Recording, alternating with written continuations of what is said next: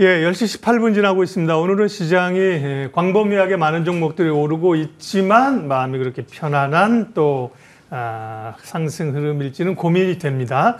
오늘 시황해설 이웅찬 IM증권 연구위원 오셨는데요. 시장에 대한 고민들 여쭤보도록 하겠습니다. 어서 오십시오. 네, 안녕하십니까. 네, 저희가 가지고 있는 고민들 주제로 한번 뽑아봤는데요. 네, 물론 이제 경기 침체에 대한 우려들 이런 거 여쭤볼 거고요. 엔비디아를 필두로 한 기술주들의 상승 랠리가 이제 정말 끝이 나는 것인가, 이런 주제들입니다. 먼저 미국 증시가 간밤에는 이제 하락세가 좀 멈췄는데요. 전날 월요일 휴장이었고 화요일 날 생각보다 꽤 큰 폭의 하락이 있었습니다. 그 이유가 뭐였는지 잠깐 복기를 해보고 가는 게 좋을 것 같습니다. 예, 뭐 여러 가지가 있겠습니다만은 뭐 8월에 이제 엔비디아 실적 발표 그리고 이제 잭슨홀 미팅 이런 것들이 있으면서 증시가 좀 반등을 하지 않을까. 이제 8월 초에 이제 증시가 이제 크게 하락을 했었고, 이제 그런 기대들이 좀 있었는데요. 근데 잭슨홀 미팅에서 금리 인하에 대한 그런 시그널이 나오긴 했습니다만은 사실 금리 인하가 주식에 그렇게까지 호재인가 하면은 또 그렇지는 않을 수 있어요. 왜냐면 금리 인하가 시작이 된다는 것 자체가 또 뭔가 어떻게 생각하면은 경제가 또 악화되는 그런 시작을 연준이 또 이제 인정하고 그걸 보여주는 상황이기도 하고요. 또 금리 인하가 빠르게 진행이 되고, 그래서 이제 경기를 부양할 수 있을 정도로 빠른 속도로 진행이 되고, 또 증시가 많이 하락을 해 있으면 또 거기서 우리가 또 V자 반등을 노려볼 수 있겠습니다만은 사실 미국 기술주는 그렇게까지 하락을 하지 않았거든요. 또 8월에 조금 조정 나왔던 게 또 반등을 다 했고요. 그래서 그런 부분들은 금리 인하가 아직은 우리가 뭐 그렇게까지 이제 기대할 만한 건 아니었던 것 같고, 엔비디아 실적도 내용은 괜찮았습니다. 뭐 우리 또 서프라이즈를 또 내주었는데 엔비디아에 대해서는 워낙에 기대가 컸던 것 같고, 엔비디아의 실적 성장률 자체도 점점 내려가거든요. 근데 실적 성장률이 내려간다는 게 나쁜 게 아니라 애초에 덩치가 점점 커져가니까 이게 QOQ로 성장률이 30% 나오던 게 20% 나오던 게 이번에 8% 나왔거든요. 그게 정상화되는 그런 상황임에도 불구하고 시장의 기대는 좀 높지 않았는가, 이렇게 생각을 해봅니다. 네. 화요일 급락은 이제 뭐 ISM 제조업 7월에도 이제 약간 그 트리거가 돼서 트라우마가 좀 있었습니다. 이제 그것 말고도 기저의 경기 침체나 금리 인하에 대한 기대감들을 시장이 고민을 하고 있다라는 걸 말씀하셨고요. 어쨌든 다시 경기 침체에 대한 우려들이 지금 부각되고 있고 지표들도 하나둘씩 그렇게 좀 가세가 되고 있는데 경기에 대한 판단은 어떠세요? 사실 침체라는 게 지금 판단하기가 상당히 어렵고, 경기 침체라는 거는 사후적으로 우리가 또 후행적으로 판단할 수 있고, 또 GDP가 마이너스 뭐 두 분기 연속이 나와야 돼요. 우리가 주식도 투자하는 것도 GDP가 한참 후행인데 그걸 GDP를 두 분기 연속 마이너스를 또 봐야 되고, 그다음에 경제학자들이 또 이게 여러 가지 정황상 뭐 고용이라든지 많은 것들을 고려했을 때 침체다 이렇게 얘기를 해줘야지 경기 침체가 됩니다. 한참 뒤에 얘기고요.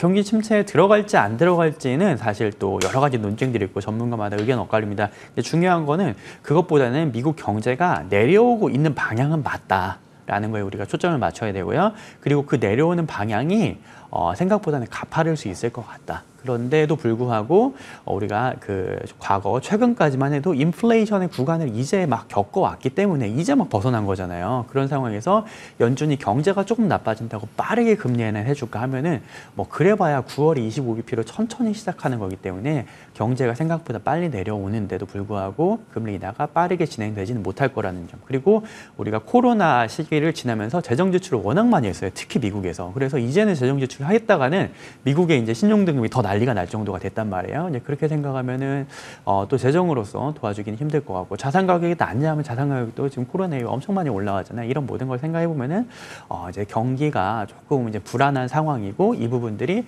빠른 금리 인하로 바로 대처되기는 좀 어려울 것 같다. 이렇게 우리가 이해하는 게 조금 더 나을 것 같습니다. 네. 경기 얘기도 하고 저희가 뭐 포트폴리오 전략도 세우겠습니다만 주제에서 좀 하나 압축적으로 보여드렸던 게 기술주 랠리는 이제 종언을 고하는 것인가인데, 엔비디아에 대한 시장의 기대치가 너무 높은 거죠. 잘하고 있는데도 보면 너무 높으니까 이제 과민 반응을 하는데, 뭐 미스터 마켓이야 원래 성향이 그런 거니까요. 다만 이제 기술주 랠리의 앞단에 엔비디아가 서 있는 건 사실입니다. 그렇게 보면 기술주들은 이제 조정을 통과하고 다시 갈 것이냐, 아니면 정말 이제 큰 상승을 마무리하는 것이냐, 어떻게 보세요? 제가 22년 3분기였던 것 같아요. 지금 이게 우리 기술주 랠리를 보면은 언제부터 왔느냐? 우리가 지금 하이닉스 뭐 이런 거 생각하면 뭐 작년부터 아니면 올해 연초부터 온 것 같지만 미국 나스닥 지수가 언제부터 바닥 잡았냐? 22년 4분기부터예요. 그래서 22년 연초에 쭉 빠졌다가 4분기부터 쭉 올라와서 지금 거의 2년을 왔어요. 네. 그래서 처음에 기술주가 올라오기 시작했던 게 빅테크 소프트웨어 기업들부터 올라오다가 그러다가 이제 AI가 이제 부각을 받으면서 반도체를 한 번 더 땡겼단 말이에요. 그래서 지금 2년을 랠리로 왔고요. 제가 22년 3분기였던 것 같아요. 그때는 주식이 밀리면 사야 된다. 그래서 밀리면 사자 뭐 이런 얘기도 하고 있었는데 지금은 2년을 많이 왔고 이제 와서는 AI에 대한 그런 엔비디아에 대한 기대가 너무 높아졌다. 그래서 기대를 맞추기가 어려워졌다는 게 첫 번째인 것 같고요. 그 다음에 이 엔비디아의 고객들도 생각해 보면 이 엔비디아의 이 높은 수익이 어디서 나오느냐? 결국에는 마이크로소프트, 메타, 뭐 아마존 이런 그 빅테크 기업들로부터 나오게 되는데 그 빅테크 기업들의 캐펙스가 여기서 더 갈 수 있을까 할 정도로 정말 많이 썼어요. 마이크로소프트 같은 경우는 뭐 지난 분기 같은 경우에 거의 버는 수익의 거의 대부분을 캐펙스로 유지를 해놨거든요. 그러면 이게 꺾이지 않는다 하더라도 이게 성장률 자체는 올해가 제일 피크고 내년에 이만큼의 성장률은 어차피 안 나오는 거예요. 엔비디아도 그렇죠. 실적 자체가 안 나온 게 아니라 성장률이 줄어드는 거잖아요. 캐펙스도 마찬가지일 거라고 봐요. 그럼 성장률이 내려오는 상황이고 뭐 예를 들어 뭐 모건 스탠리 같은 경우도 또 다른 얘기지만 반도체 사이클 자체도 피크아웃을 했다 이런 얘기들을 좀 얘기를 해주시거든요. 이런 걸 생각을 했을 때 우리가 기술주에 대해서 특히 미국 기술주에 대해서 이제 우리가 꺾였다 아니면은 내려간다라고 얘기는 조금 어렵겠습니다만은 성장률은 확실히 둔화된다. 그래서 2년 동안의 랠리는 그래도 어느 정도 이렇게 좀 끝나가는 게 아니야 이런 생각이 좀 드네요. 그럼 반도체 잠깐 얘기하셨는데 왜냐하면 이제 국내 반도체 업체들은 연관이 돼 있고 우리 시장에서 반도체 업체가 차지하는 비중이 높잖아요. 그럼 반도체 업체들은 말씀하신 AI나 빅테크들과 교회를 같이 하는 겁니까? 좀 다르게 반도체만 지금 닥쳐온 호황들이 조금 더 연속이 될 수 있는 건가요? 어느 정도는 AI와 관련이 있을 거고요. 어느 정도는 또 글로벌 경기와 관련이 있을 건데 사실 둘 다 그렇게 좋지는 않아 보입니다. 왜냐하면 AI가 아까 뭐 미국 기술주들이 여기서는 조금 더 쉬어가지 않겠네. 이제는 이제 랠리가 끝나지 않겠느냐 이렇게 말씀을 드리면은 뭐 하이닉스의 HBM이라든지 이런 부분도 같은 그쪽과 이제 궤를 같이 하는 쪽이기 때문에 좋지는 않을 거라고 생각은 되고요. 그 다음에 또 우리 국내 반도체 나머지는 이제 D램과 낸드 이런 글로벌 IT 수요, 중국의 IT 수요, 글로벌 경기와 관련된 쪽일 것 같은데 이것도 글로벌 경기가 내려오고 중국의 IT 수요가 그렇게 좋지는 않을 거기 때문에 생각해보면 사실 둘 다 좋지는 않을 것 같아요. 그런 상황에서 주가가 많이 빠졌느냐 이건 또 좀 다른 얘기고 왜냐면 삼성전자는 거의 오른 게 없고 하이닉스는 고점 대비 40%가 내려왔으니까 우리가 그거는 다시 생각해봐야 겠습니다만은 반도체 사이클도 어느 정도는 이제 많이 왔다고 생각하는 게 맞지 않겠느냐 이렇게 판단하겠습니다. 그러게요. 뭐 속 시원한 답변을 듣기는 좀 어렵네요. 상황 자체가 그죠? 녹록지 않은 그런 흐름들입니다. 시장 쪽으로 가겠습니다. 9월이 전통적으로 보면 특별히 미국 시장이 좀 약했다면서요. 근데 9월은 물론 이제 얼마 안 됐습니다만 초반에는 그런 흐름들은 보이고 있는데 그 대략 이제 9월에 좀 조정 그리고 올해는 대선이 있기 때문에요. 연말로 갈수록 다시 상승 기조로 갈 거라는 시각들이 대체적으로 많은 것 같습니다. 시황을 보시는 위원님 생각은 어때요? 네, 저희도 비슷하게 생각을 하고요. 일단은 저희도 8월에 그런 9월에 좀 이제 조정 반등 이후에 이제 9월, 10월까지 좀 조심하자 이런 말씀을 좀 드렸고 10월 되면은 11월에 미국 대선이 있고요. 그다음에 대선 이후에 바로 FOMC가 있어요. 또 거기서 금리 인하가 또 예정이 되어 있고 그런 걸 생각을 해보면은 10월부터 미국 대선을 생각을 하면서 한 번 더 9월에 조정이 나왔으면 한번 이제 반등을 기대해 볼 수도 있지 않겠느냐 이렇게 생각을 하고 있습니다. 또 과거의 패턴을 아까 말씀 주셨듯이 특히 대선이 있는 해에 9월에 조정이 나왔었고 10월, 11월 대선 이후에 이제 연말 랠리가 있었던 걸 생각해 보면은 그런 부분도 맞는 것 같아요. 그런데 우리가 좀 더 이제 10월 이후에 반등이 어디까지 갈 것이냐 아니면 그 이후에 반등이 한번 나왔어요. 그 다음에 이제 연말과 내년의 방향을 어떻게 생각해 볼 것이냐는 경기가 어떻게 될 것이냐 그 이후에 그리고 그 다음에 이제 AI에 대해서 아까 캐펙스 빅테크의 캐펙스에 대해서도 말씀드렸는데 실제로 캐펙스가 얼마나 나올지 우리가 확인해 봐야 될 것 같고요. 대선도 지나고 나서 일단은 허니문 기간이 있겠습니다만은 실제로 뭐 트럼프가 되든 해리스가 되든 어떤 정책을 하느냐에 따라서 또 방향성이 이제 결정될 거기 때문에 한 번의 반등 이후에는 우리가 이 불확실성들을 확인해 가면서 그 다음에 증시의 방향이 나타날 것이다라고 보시면 될 것 같습니다. 대선 관련해서는 이제 후보에 따라서 지지율이나 기대감도로 인해서 관련주들이 움직이는 상황인데요. 뭐 계속 뉴스가 나와 있고 해리스 후보 같은 경우 이제 경제 공약들을 내세우는데 이제 간밤에 최근 뉴스는 이제 자본소득세를 인상하겠다는 얘기가 있었는데요. 이건 이제 어쨌든 뭐 주식이나 이렇게 세금을 더 매기겠다는 거잖아요. 그러면 해리스의 이 세금 공약은 주식시장에는 부정적인 영향인가요?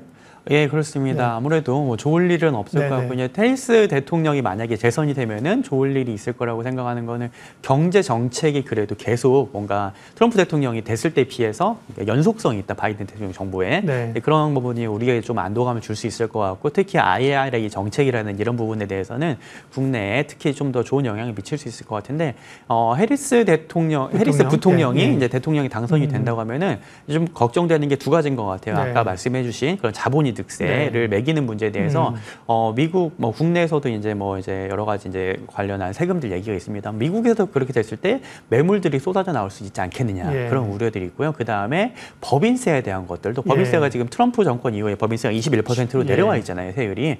근데 뭐 28%까지 이제 절반 정도는 원복을 한다 이런 얘기들이 있는데 그러면 당연히 미국 상장 기업들의 기업 이익이 그만큼 또 감소할 수밖에 예. 없는 겁니다, EPS가.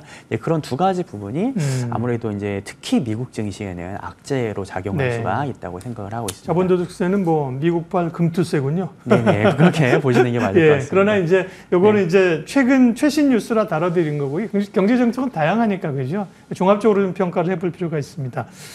어쨌든 시장이 순환매로 돌고 있기 때문에 원래 뭐 섹터보다는 매크로나 전략을 보시긴 합니다만 순환매 차원에서의 좀 기대할 수 있는 것들. 최근 이제 금리 인하로 제약바이오가 가장 그 발군으로 하회 모멘텀도 있고 탄력적으로 가는 것 같습니다. 제약바이오의 추가 상승 가능성은 좀 열려 있을까요? 예, 지금까지도 꽤 네. 괜찮아 왔고요. 그렇죠. 그리고 뭐 나쁘지 않게 생각을 하고 있습니다. 지금 우리가 확실하게 뭔가 투자를 할 수 있다라고 얘기할 수 있는 게 그렇게 쉽지는 않은 것 같아요. 저희가 뭐 7월에는 그래도 이제 뭐 트럼프 트레이딩을 가자, 아니면 방산조선 이런 거 가자, 네. 뭐 아니면 금리 인하를 따라가지고 뭐 건설 이런 거 가자 하다가 8월에는 증시가 안 좋으니까 디펜시브로 가자 이렇게 할 수 맞아요. 있었잖아요. 예. 근데 그것도 사실 많이 올랐어요. 근데 그러면서 네. 헬스케어도 많이 올라서 뭐 유한양행 같이 이런 이제 뭔가 이제 신약 개발에 대한 모멘텀, 아니면 삼성바이오 같이 뭔가 이제 중국 이제 생물보안법 이런 문제들이 있었죠. 이래서 많이 올라왔고요. 앞으로도 괜찮을까 보면은 가격은 꽤 부담이 돼요. 네, 그래서 오히려 꼭 이게 좋다라고 얘기하기는 조금 어려울 정도로 가격이 많이 올라온 것들을 우리가 생각을 해야 될 것 같고요. 네, 그럼에도 불구하고 금리 인하라든지 아니면 대안이 그렇게 나오지 않는 상황이기 때문에 그런 부분들은 메리트로 작용을 하지 않을까 이렇게 생각을 하고 있습니다. 네. 2차 전지에 대한 질문도 많이 받으실 것 같습니다. 사실은 뭐 전기차 화재나 미국 정책의 불확실성이 있는 상황에서 수급이 갑자기 들어오고 뭐 외국계에서 좋은 의견이 나오면서 대형 셀사 위주로 해서 꽤 탄력이 있습니다. 2차 전지에 대한 시각은 어떠세요? 예, 지금 헬스케어도 말씀을 주셨고, 네. 그다음에 2차 전지도 말씀을 주셨는데, 이게 지금 이제 8월부터 이제 특히 많이 올라왔단 말이에요. 근데 8월에 이제 뭐 2차 전지가 갑자기 뭐 펀더멘털이 좋아졌다라기보다는 이제 기술주의 조정과 지금 모든 게 다 맥락을 같이 하는 거 맞아요. 아니겠습니까? 네, 네. 사실 기술주가 미국에서 뭔가 좀 문제가 생긴 것 네. 같으니까, 우리 그러니까 반도체 우리도 약하고. 반도체가 안 되고 그 반도체 안 자금이 되니까 빠져서 딴 데로 가고. 예, 그러니까 지금 이제 뭐 헬스케어든 아니면 2차 전지 이렇게 올라가는데 여러 가지 뭐 이제 모건 스탠리의 이제 보고서 얘기도 나오고 이렇게 되는 것 같고요. 그러면은 앞으로 기술주 반도체가 어떻게 될 거냐, 이제 반도체가 여기서 더 빠질 거냐, 하이닉스가 오늘 반등을 하고 있지만 네. 이제 그런 것들에 대해서 그런 수급들도 방향성들도 우리가 생각을 해봐야 될 것 같고요. 그렇지 않고 펀더멘털만 본다고 하면은 사실 2차 전지가 그렇게까지 좋지는 않을 것 같아요. 근데도 아직은 밸류에이션 좀 비싸고 또 트럼프 해리스 대통령 리스크도 아직은 해결이 안 됐기 때문에 그렇죠. 11월 예. 가봐야지 알 것 같거든요. 이제 벌써 베팅을 하는 게 좀 맞느냐 이런 부분에 대해서는 조금 고민입니다만은 그럼에도 불구하고 우리가 기술주에 대해서 아직은 조금 이제 부담스럽다. 여기서라도 아직은 지워야 될 것 같다고 생각을 한다면 그러면 이제 2차 전지가 좀 더 갈 것 같고, 또 하이닉스가 또 여기서 많이 내려오긴 했거든요. 고점 대비 40%. 이제 그러면 이 정도는 또 우리가 여기서는 더 이상 기술주에 대해서 매도가 안 나올 것 같다 싶으면은 2차 전지의 상승도 조금 제한되지 않을까라고 보는 게 합리적이지 않을까 생각합니다. 그러면 이 위원님을 저희가 이제 매주 뵙는 게 아니어서요. 9월에 뭐 여러 변수들이 있고 또 우리는 또 추석 연휴도 있고 그렇지 않습니까? 전략은 어떻게 가져갈까요? 예. 사실 지금 지금 이번에 나와서 말씀드리기가 참 그래 좀 궁색해요, 사실은 네. 전략을. 예. 왜냐면 이게 이제 아까 말씀드렸듯이 8월만 해도 증시 안 좋다 그러면 차라리 디펜시브 뭐 이제 그쵸. 뭐 이제 통신이든 뭐 음식료든 뭐 담배든 이런 데로 도망가자 이렇게 할 수 있는데 그것도 많이 그쪽도 올랐어요. 올랐고. 사실 많이 올랐고 기술주 여기서 때리자 그러면 미국 기술주는 아직 덜 올랐지만 덜 빠진 것 같지만 네. 한국의 반도체는 많이 빠졌단 말이에요. 여기서도 지우자 이것도 좀 애매하거든요. 그럼 결국에는 많이 빠진 것들 트레이딩하자 밑에서 주워서 많이 조금 올라오면 다시 때리고 약간 네, 이런 네. 식으로 할 수밖에 없다. 그래서 주도주가 나오지 않고 예. 그렇게 말씀드릴 수밖에 없고요. 그다음에 9월은 아무래도 좀 보수적으로 갈 수밖에 없어요. 연휴도 길고 하다 보니까 이제 그런 것들을 주의하면서 아까 말씀드린 10월, 11월에 반등이 있을 가능성이 좀 더 높으니까 우리가 그런 것들을 대비해가면서 가는 게 맞지 않을까 이렇게 생각을 합니다. 예, 오늘 시황 해설자들 시장 전략 IM증권 이웅찬 연구위원 함께했습니다. 고맙습니다. 네, 감사합니다.